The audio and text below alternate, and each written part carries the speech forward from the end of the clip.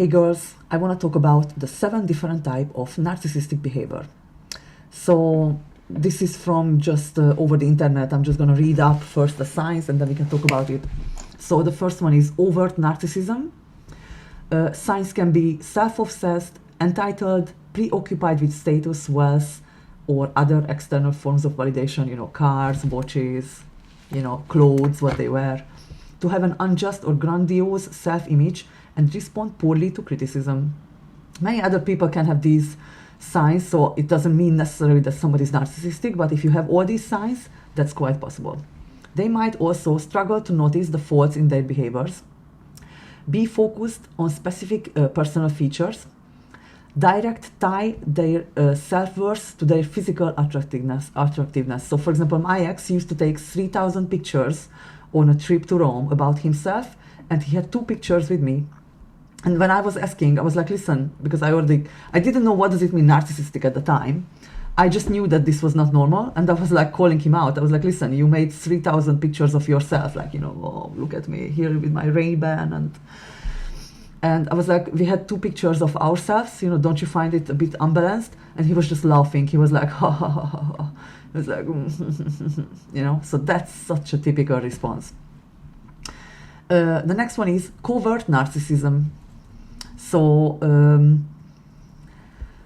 like overt narcissism, an individual exhibiting covert narcissism may harbor a self of entitlement and inflated self-importance. However, they might go about displaying these traits more passively.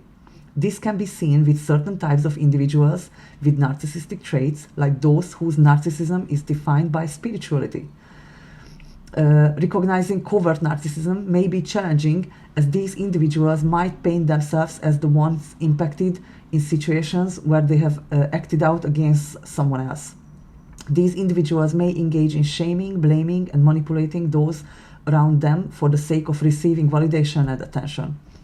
And sometimes we can think about ourselves, oh, are we narcissistic? If you ask this question, you're quite possibly not a narcissistic person, because a narcissistic person would never even consider that as an option. They also like gaslighting and lying. Antagonistic narcissism. They lie, cheat, gaslight, put others down. That's the one I knew. He was always putting me down. He was like, look at yourself, how you look like. Look at you, how you dress. And he was like, keep putting me down. I was putting on weight. I put on 20 kilograms with him. That's a sign of a bad relationship, by the way.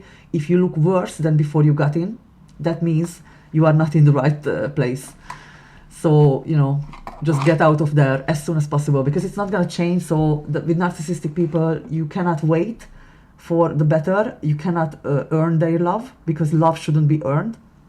So yeah, just get out of there straight away. And plan your exit, because you can't just, sometimes they are very dangerous as well. So that's another topic. Communal narcissism.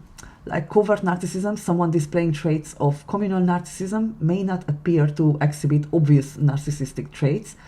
They may engage in activism or social movements, leading to them being perceived as selfless and empathetic. Oh my God, I had this guy before who was doing charity work for homeless people. And I thought he was, such a nice guy. And he was using me for 5 years, basically, because it turns out that he was polyamorous, and he forgot to tell me that he had a main girl on the side. And yeah, so we were not together for 5 years, but it took me 5 years to get over him. So yeah, that's a tricky one, because it's really hard. Like, I thought he was the good guy. I was like, wow, he's doing charity, I was amazed. I was like, wow, he's such a good guy. I was really, really impressed by him. And it was just a show. Okay, so the next one is malignant narcissism. Is often classified as the most dangerous form of narcissism. They can have aggression, hostility, and a lack of empathy. Yeah, they are the criminal ones, to be honest. In some cases, they associated with malignant narcissism may overlap with the symptoms of antisocial personality disorder. Oh wow, yes. Which can be characterized by a long-term pattern of manipulating, exploiting, and violating the rights of others without remorse. Yes, that sounds like my ex for 7 years. He was manipulating me, and even when he was cheating on me And I couldn't leave him because he was keep pushing me back to the relationship. He was like, oh, I'm gonna change, this time is gonna be different, trust me, I love you, you know, blah blah blah blah blah. He was always telling me the right words, what I needed to hear, and I was giving chances over and over again. And when I wanted to leave, we were still living together, and I signed up for Tinder or something, and he created a fake profile just to catch me and laugh at me from the other room, to say like, ha, ha, ha, ha, ha, ha, ha, ha. Are you going on a date? Are you going on a date? You know. So anyway, it was ridiculous. I couldn't believe what he was doing. It was ridiculous. He put up a camera to see what I'm doing, and yeah, it was just so much coercion and so much abuse that if I look back, it was like a classic scenario of narcissistic personality disorder, and that was in an abusive relationship basically. So this is the dangerous one, malignant. Adaptive narcissism,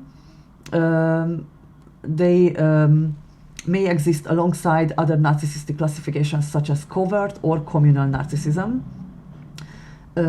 Individuals, they can blend in with others to help them succeed in their careers or education such as self-confidence or leadership skills. For instance, people with adaptive narcissistic tendencies might adapt their manipulation strategies to those they are with or act chameleons in social situations. So they can keep changing what they believe, like, oh, I like this, but if you say that you don't like it, oh, I don't like that actually.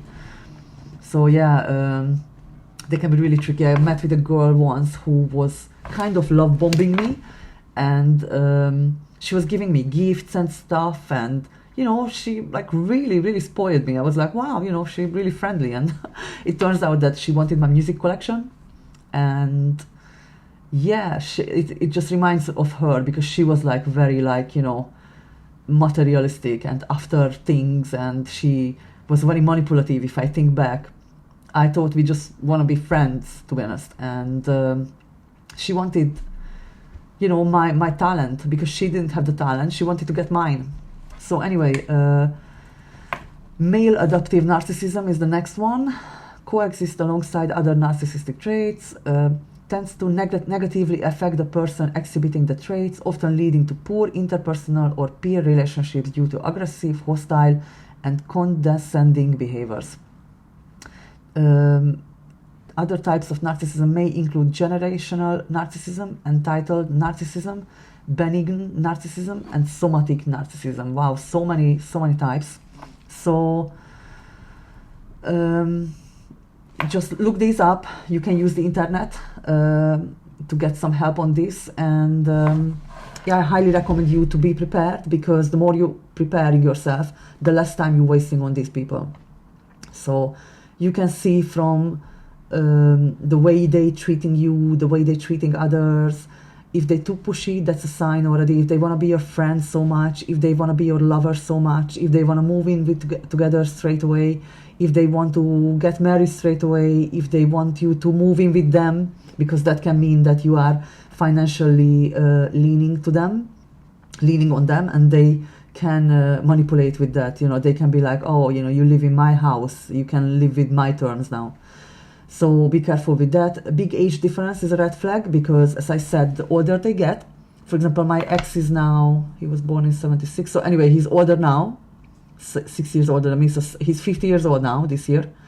And yeah, he just became 50 years old, and now he has to find, you know, 19, 20 years old girls, because nobody believes in him anymore. He has 2 failed marriages and 3 kids from different people. Luckily, I wasn't one of them. We were going for it, but luckily it didn't happen.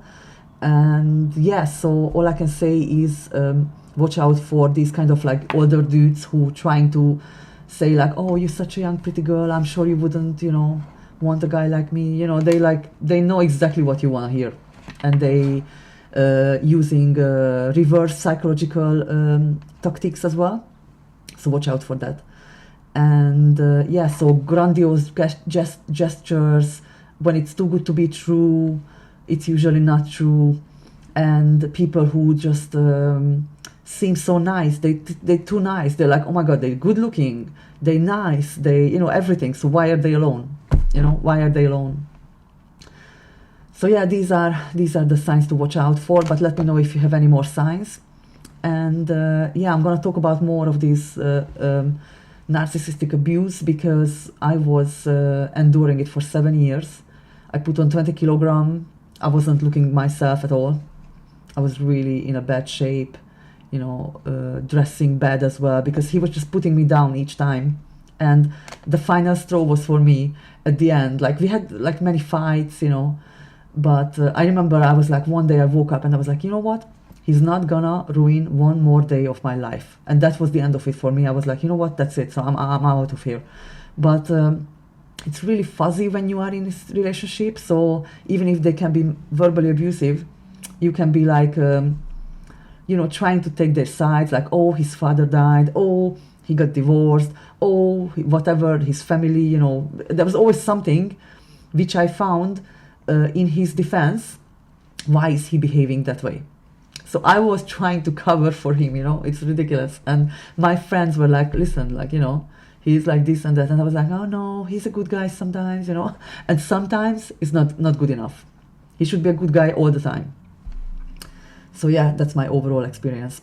And yeah, I will talk about this. If you have any questions, just shout out in the comments.